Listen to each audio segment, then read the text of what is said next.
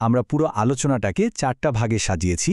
প্রথমত স্বচ্ছতা ও বিভ্রান্তি নিয়ে কথা বলবো, এরপর দেখব সমর্থন ও পরিহারের ক্রিয়াগুলো। তৃতীয় ভাগে থাকছে জীবনের নানা অবস্থার বর্ণনা, আর সবশেষে আমরা জানব অনুভূতি, সতর্কতা ও বিচার সম্পর্কিত কিছু শব্দ। চলুন তাহলে আমাদের প্রথম গ্রুপটা দিয়ে শুরু করা যাক। এই গ্রুপের শব্দগুলো আমাদের বুঝতে সাহায্য করবে কখন একটা জিনিস পরিষ্কার আর কখন সেটা বিভ্রান্তিকর।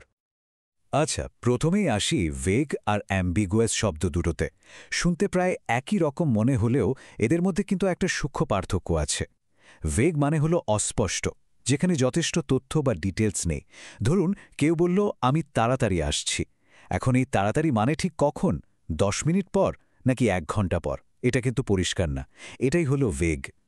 অন্যদিকে অ্যাম্বিগুয়াস মানে হলো যার একাধিক পরিষ্কার অর্থ হতে পারে।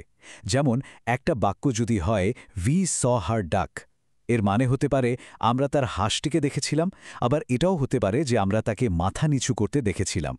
দেখুন এখানে দুটোই কিন্তু আলাদা আলাদা পরিষ্কার অর্থ। কোনটা বোঝানো হচ্ছে তা নিয়ে বিভ্রান্তি তৈরি হচ্ছে। এটাই হলো অ্যাম্বিগুয়াস। এবার আসি ইকুইভোকাল শব্দটাতে। এই শব্দটা অ্যাম্বিগুয়াসের খুব কাছাকাছি, কিন্তু এখানে একটা বাড়তি ব্যাপার আছে, আর সেটা হলো উদ্দেশ্য। যখন কেউ জেনে শুনে ইচ্ছাকৃতভাবে এমন কথা বলে যা অস্পষ্ট বা যার একাধিক মানে হয় শুধু অন্যকে বিভ্রান্ত করার জন্য, তখন সেটাকে বলে ইকুইভোকাল। যেমন ধরুন কোনো রাজনীতিবিদকে যখন একটা কঠিন প্রশ্ন করা হয় আর তিনি সরাসরি উত্তর না দিয়ে নাড়াচড় ঘুরিয়ে পেঁচিয়ে কথা বলেন, তার সেই উত্তরটা হলো একটা ইকুইভোকাল উত্তর। এবার আসি আরও দুটো মজার শব্দে, অ্যাবস্ট্রুস আর অবটিউস। দুটোই বোঝার অসুবিধার সম্পর্কিত, কিন্তু কারণটা একদম ভিন্ন। যখন কোনো বিষয়বস্তু নিজেই খুব জটিল বা গভীর হওয়ার কারণে বোঝা কঠিন হয়, যেমন ধরুন নিউক্লিয়ার ফিজিক্স বা কোয়ান্টাম মেকানিক্স, তখন সেই বিষয়টাকে আমরা বলি অ্যাবস্ট্রুস। আর অন্যদিকে যখন কোনো ব্যক্তি খুব সহজ একটা জিনিসও বুঝতে চায় না বা বুঝতে পারে না, তখন সেই ব্যক্তিকে বর্ণনা করার জন্য অবটিউস শব্দটি ব্যবহার করা হয়। মানে সমস্যাটা বিষয়ের নয়, ব্যক্তির। তো এই যে এত অস্পষ্ট, জটিল বা বিভ্রান্তিকর জিনিস, এগুলো বোঝার জন্য যে বিশেষ দক্ষতার প্রয়োজন হয় সেটাই হলো ডিসসার্ন করার ক্ষমতা। অর্থাৎ কোনো অস্পষ্ট বা লুকানো জিনিসের মধ্য থেকে আসল সত্যটা বা প্যাটার্নটা খুঁজে বের করা। যেমন একজন অভিজ্ঞ গোয়েন্দা খুব ছোট ছোট ক্লু থেকে একটা বড় রহস্যের সমাধান ডিসসার্ন করতে পারেন। আর এই সেকশনের শেষ শব্দটা হলো এপিফানি। এটা একটা অসাধারণ মুহূর্তের কথা বলে। অনেকক্ষণ ধরে একটা সমস্যা নিয়ে ভাবার পর হঠাৎ করে যখন মাথায় সমাধানটা চলে আসে আর মনে হয় যেন সবকিছু জলের মতো পরিষ্কার হয়ে গেল, সেই মুহূর্তটাকেই বলে এপিফানি। বিজ্ঞানের অনেক বড় বড় আবিষ্কার কিন্তু এমনই কোনো এপিফানি থেকেই জন্ম নিয়েছে। বেশ, এবার চলুন আমাদের দ্বিতীয় গ্রুপের শব্দগুলো দেখা যাক। এই শব্দগুলো মূলত কোনো কিছুকে সমর্থন করা বা কোনো কিছু থেকে দূরে থাকা বা এড়িয়ে চলা বোঝায়। প্রথম শব্দটা হলো বোলস্টার। এর সহজ মানে হলো কোনো কিছুকে সাপোর্ট দিয়ে আরও শক্তিশালী করে তোলা। এটা হতে পারে কোনো যুক্তিকে আরও তথ্য প্রমাণ দিয়ে বোলস্টার করা, অথবা কোনো বন্ধুর মনোবলকে উৎসাহ দিয়ে বোলস্টার করা। এমনকি সরকারও বিভিন্ন পদক্ষেপের মাধ্যমে দেশের অর্থনীতিকে বুস্টার করতে পারে। এবার আসি এড়িয়ে চলার 3টি ভিন্ন ধরনে। প্রথমটা হলো শান। এর মানে হলো সামাজিকভাবে কাউকে বয়কট করা বা এড়িয়ে চলা, সাধারণত তার কোনো কাজের প্রতি অসম্মতি জানানোর জন্য। এরপর আছে অ্যাভার্ট। এর দুটো প্রধান ব্যবহার আছে। একটা হলো কোনো দিকে তাকাতে গিয়ে চোখ ফিরিয়ে নেওয়া, যেমন ধরুন কোনো দুর্ঘটনার দৃশ্য থেকে চোখ অ্যাভার্ট করা। আরেকটা হলো কোনো খারাপ ঘটনা ঘটতে না দেওয়া বা প্রতিরোধ করা। আর সবশেষে অ্যাভার্শন। এটা হলো কোনো কিছুর প্রতি একটা তীব্র অপছন্দের অনুভূতি, যা আপনাকে সেটা থেকে দূরে থাকতে বাধ্য করে। যেমন অনেকের পাবলিক স্পিকিং বা জনসম্মুখে কথা বলার প্রতি একটা তীব্র অ্যাভার্শন থাকে।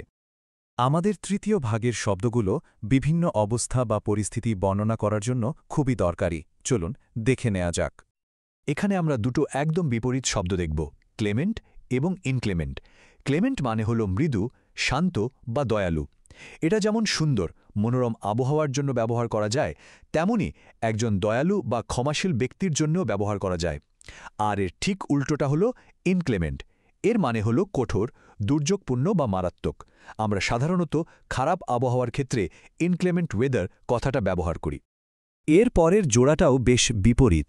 অ্যাবন্ডেন্ট মানে হলো প্রচুর পরিমাণে আছে এমন কিছু। যেমন এবছর অ্যাবন্ডেন্ট ফসল হয়েছে, মানে প্রচুর ফসল হয়েছে। আর অন্যদিকে ফিবল মানে হলো খুবই দুর্বল বা শক্তিহীন। এটা হতে পারে একটা ফিবল যুক্তি যা একদমই জোরালো নয়, অথবা অসুস্থতার পরে কারো ফিবল কণ্ঠস্বর। স্ট্রিনজেন্ট শব্দটা এমন নিয়মকানুন বা শর্ত বোঝাতে ব্যবহৃত হয় যা খুবই কড়া এবং যেখানে কোনো ছাড় দেওয়ার সুযোগ নেই। যেমন একটা নিউক্লিয়ার পাওয়ার প্ল্যান্টে খুব স্ট্রিনজেন্ট নিরাপত্তা ব্যবস্থা থাকে, অথবা ব্যাংক থেকে লোন নেওয়ার জন্য অনেক স্ট্রিনজেন্ট শর্ত পূরণ করতে হয়। অ্যাডভার্সিটি শব্দটা দিয়ে জীবনের কঠিন পরিস্থিতি, দুর্ভাগ্য বা প্রতিকূলতাকে বোঝানো হয়। এটা অবশ্যই একটা নেতিবাচক অবস্থা, কিন্তু এটাও সত্যি যে অনেক মানুষ এই অ্যাডভার্সিটি বা প্রতিকূলতার মোকাবেলা করেই আরও শক্তিশালী হয়ে ওঠে।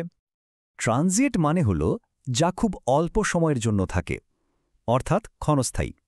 আমাদের জীবনের সুখ বা দুঃখের মতো অনেক অনুভূতি কিন্তু ট্রানজিয়েন্ট, কোনো কিছুই চিরস্থায়ী নয়। এর খুব কাছাকাছি আরেকটা শব্দ হল ট্রানজিটরি। এবার একটা দারুণ শব্দ, ফেস্টিরিয়াস। এর মানে হল এমন কেউ যিনি সবকিছুর খুঁটিনাটি বিষয়ের দিকেও প্রচণ্ড মনোযোগ দেন এবং সবকিছু একদম নিখুঁত চান।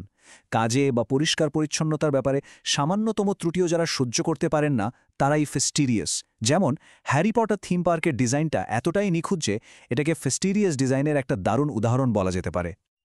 আমরা একদম শেষ পর্বে চলে এসেছি। এখানে আমরা শিখব আবেগ, সতর্কতা আর বিচার সম্পর্কিত কিছু শক্তিশালী শব্দ। শুরু করি একটা খুব পজিটিভ শব্দ দিয়ে, এলেশন। এর মানে হল প্রচণ্ড আনন্দ, উল্লাস বা চরম সুখের অনুভূতি। সাধারণত বড় কোনো সাফল্য পেলে বা খুব ভালো কোনো খবর শুনলে যে তীব্র আনন্দের অনুভূতি হয়, সেটাই হল এলেশন। ইলেশনের ঠিক বিপরীত একটা অনুভূতি নিয়ে আসে ফোরবোর্ড শব্দটি। এর মানে হল ভবিষ্যতে খারাপ কিছু ঘটতে চলেছে এমন একটা পূর্বাভাস দেওয়া বা ইঙ্গিত করা। যেমন আমরা বলি কালো মেঘ ঝড়কে ফোরবোর্ড করে, আবার মনের মধ্যে অশুভ কোনো আশঙ্কা জন্মালে সেটাকে আ সেন্স অফ ফোরবোর্ডিং বলা হয়। এবার দেখুন সংঘাত বা অমিল বোঝানোর দুটো শব্দ। ডিসকর্ডেন্ট মানে হল বেসুরো, বেমানান বা যেখানে কোনো মিল নেই। এটা হতে পারে কোনো ডিসকর্ডেন্ট মিউজিক যেখানে সুর মিলছে না, অথবা দুটো ডিসকর্ডেন্ট ধারণা যা একে অপরের বিপরীত। আর ডিভাইসিভ মানে হল এমন কিছু যা মানুষের মধ্যে বিভেদ, ঝগড়া বা শত্রুতা তৈরি করে। যেমন রাজনীতিতে অনেক ডিভাইসিভ ইস্যু থাকে যা সমাজকে ভাগ করে দেয়। আজকের আলোচনার একদম শেষ শব্দটা হলো স্যাক্রিলেজ। এর মানে হল যে জিনিসটাকে খুব পবিত্র বা সম্মানীয় বলে মনে করা হয় সেটার প্রতি অসম্মান দেখানো বা সেটাকে অবমাননা করা। এটা হতে পারে কোনো ধর্মীয় স্থান, বস্তু বা এমনকি কোনো পবিত্র ধারণার ক্ষেত্রেও।